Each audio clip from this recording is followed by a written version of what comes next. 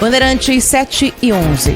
As buscas por sobreviventes do temporal no litoral norte entram hoje no 5º dia. O repórter Lucas Josino está em Juqueí, em São Sebastião, acompanha tudo de perto. Bom dia, Josino.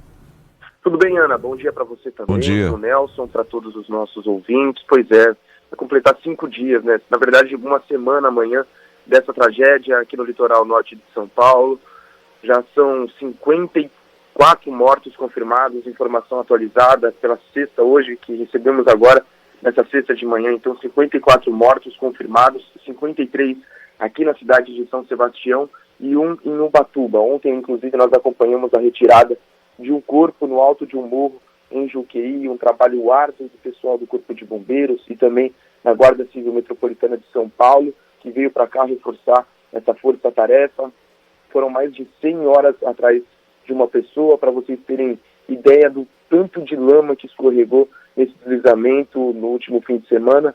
Muita coisa mesmo, então por isso o trabalho tem que ser de formiguinha, é um trabalho que é bem demorado e ainda deve durar vários dias aqui no litoral norte de São Paulo. 54 pessoas mortas confirmadas e pelo menos 40 que permanecem desaparecidas, principalmente já foram retomadas hoje pela manhã e seguirão assim até o fim do dia. Ontem choveu um pouco, o tempo ficou instável, buscas eram suspensas e depois retomadas.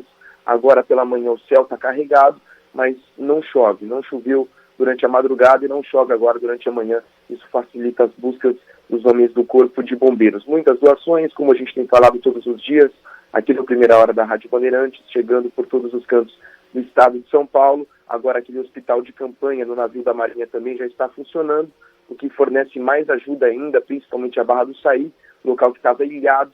A rodovia dos Tamoios já foi liberada por lá, então muitos mantimentos chegando também por terra, além de barcos vindo de outras praias aqui do litoral. O número que também chama a atenção, Nelson e Ana, para entregar para vocês, é o de desabrigados, que cresceu entre ontem e hoje. Já são 3.545 pessoas.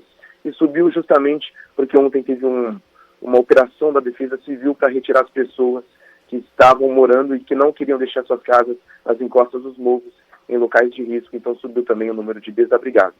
Nelson e Ana. Obrigada, aqui é o Lucas Josino, falando sobre a atualização das buscas no litoral norte e liberação da rodovia Rio Santos, né? Liberação total no trecho que havia ali de bloqueio em Juqueí. Bandeirantes 714.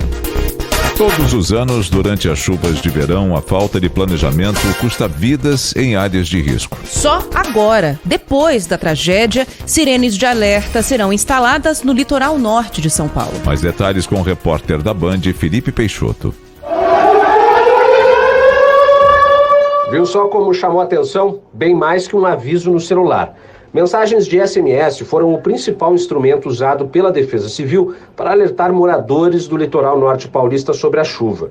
Chegaram a apenas 34 mil pessoas, o que abrange cerca de 10% da população da região. E a frase pedia cuidado. 2 dias antes da tragédia, o órgão também publicou um vídeo na internet, mas o alcance foi pequeno. No Twitter, apenas 10 mil visualizações. E o destaque fica para o litoral norte. Por lá, são esperados até 250 milímetros de chuvas. Diante desse cenário, pedimos especial atenção às pessoas que moram em áreas de risco, pois não são descartados deslizamentos de terra. O que estava previsto se confirmou. As cidades da região não têm sirenes, aviso sonoro usado, por exemplo, no Rio de Janeiro e na Bahia. O climatologista Carlos Nobre afirma que muitos países com experiência em desastres naturais também utilizam essa técnica. Você vai em países avançadíssimos, toda a área que tem o risco do desastre, da inundação, da enxurrada e principalmente dos deslizamentos em costa, tem sirenes em todos os locais de risco. E as pessoas todas são educadas para onde correr e se salvar. Manuais técnicos elaborados nos últimos anos pelo governo federal indicam a sirene como instrumento de alarme. Mas o prefeito de São Sebastião, Felipe Augusto, menosprezou a utilidade de sirenes durante entrevista à Rádio Band News FM. Quantas sirenes há, prefeito? Olha, não é nenhuma, não é sirene. Nenhuma sirene? Nenhuma. Então a informação não era falsa. Não existe sirene. Sirene? Óbvio que não. Sirene salva a vida? Desde quando? No Rio de Janeiro salva. No Rio de Janeiro salvou, em Petrópolis salvou. Horas depois, o governador de São Paulo, Tarcísio de Freitas, admitiu a falha no aviso à população. Anunciou a instalação de sirenes na região e disse que futuros alertas poderão ser transmitidos via TV e rádio. Todo mundo tem celular hoje. O celular está altamente democratizado. A telefonia móvel está democratizada. mas o sistema de alarme via celular ainda não está funcionando. Por lei federal, as telefônicas têm obrigação de fornecer o alerta, mas a lei não estabelece como. Então foram disparados 2.600.000 alertas antes da chuva que nós tivemos agora via SMS. E a gente viu que isso, eventualmente, não tem a maior efetividade. Então a gente precisa ter uma maneira mais efetiva e a ideia é que a gente utilize um sistema de broadcasting. Vamos ver como é que isso pode ser operacionalizado. Além disso, vamos instalar o sistema de sirenes. Mas pouco adianta avisar as pessoas que uma enxurrada está a caminho se não tiver um lugar seguro para onde elas possam ir. Especialistas defendem que as prefeituras devem disponibilizar abrigos para receber moradores de áreas de risco antes do temporal, e não apenas depois, quando a tragédia já aconteceu. Cada cidade pode montar um plano de ação e a população precisa ser conscientizada sobre a importância de seguir as recomendações. O geólogo Agostinho Ogura comenta que existem formas mais modernas do que um SMS para se aproximar e convencer os moradores de áreas de risco. Você pode criar, como nós criamos em diversas cidades, grupos de WhatsApp conectados com as prefeituras municipais. Então isso é a ação hoje tecnologicamente mais imediata para você dizer, olha, a coisa vai ficar feia, mas essas pessoas têm que ser treinadas. Bandeirantes 718. O governador de São Paulo divulgou um plano de habitação para quem vive em áreas de risco do litoral norte. Segundo Tarcísio de Freitas, a Prefeitura de São Sebastião já identificou terrenos que poderão ser usados para a instalação de casas populares. A ideia é construir estruturas provisórias até que as permanentes fiquem prontas e as pessoas atingidas pelos temporais tenham para onde ir. Eu consigo botar as pessoas em algum lugar. Porque você pode pensar, por que você não entra com aluguel social?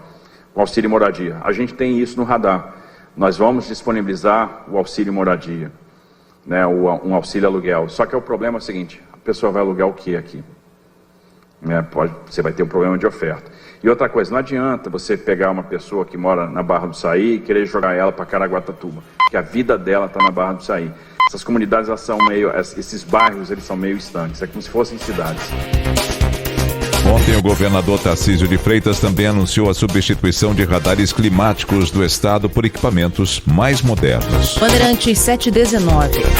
Já está em São Sebastião o navio da Marinha, que vai auxiliar no atendimento às vítimas das fortes chuvas no litoral norte de São Paulo.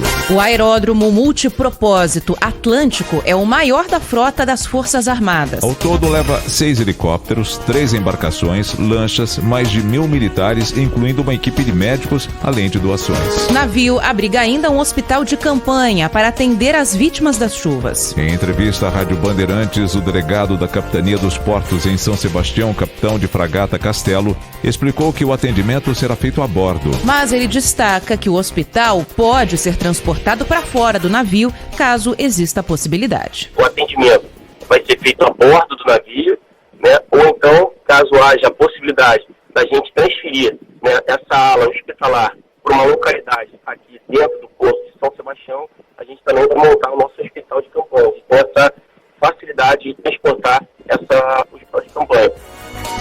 O capitão Castelo diz que o atendimento vai priorizar a saúde mental dos afetados. Segundo ele, além dos traumas físicos, existem os efeitos psicológicos provocados pelo desastre sem precedentes. Eu acho que a maior preocupação, né, é o trauma, né, da população local. Então a gente vai trabalhar, né, tanto essa parte psicológica, a parte de saúde, para amenizar, né, o sofrimento da população. Então a gente veio estar aqui presente, não somente a Marinha do Brasil, o Exército Brasileiro, a Defesa Civil, né, o Governo do Estado, né, a Prefeitura de São Sebastião. Então todos juntos, né, a gente sempre fala, juntos somos mais fortes, né, então a gente está aqui para todos ajudarem, né, a população de São Sebastião. A previsão é de que o navio só volte ao Rio de Janeiro daqui a 15 dias, mas a data pode mudar. A missão de ajuda humanitária ainda pode ser estendida e até mesmo reforçada com mais equipamentos e veículos, se for necessário. Bandeirantes 721. A CUF CUFA, Central Única das Favelas, segue ajudando aos moradores do litoral norte de São Paulo que sofreram com enchentes e deslizamentos. Parceria com a empresa CCR, que cuida de rodovias e transportes, a ONG está arrecadando alimentos e água para as famílias desabrigadas. Esta quinta-feira foram definidos com o governo do estado e a Prefeitura de São Sebastião os centros de distribuição que serão montados nos próximos dias. Para saber os locais de doação, acesse cufa.org.br. Repetindo, cufa.org.br. Bandeirantes 7:22. Em instantes, em primeira hora.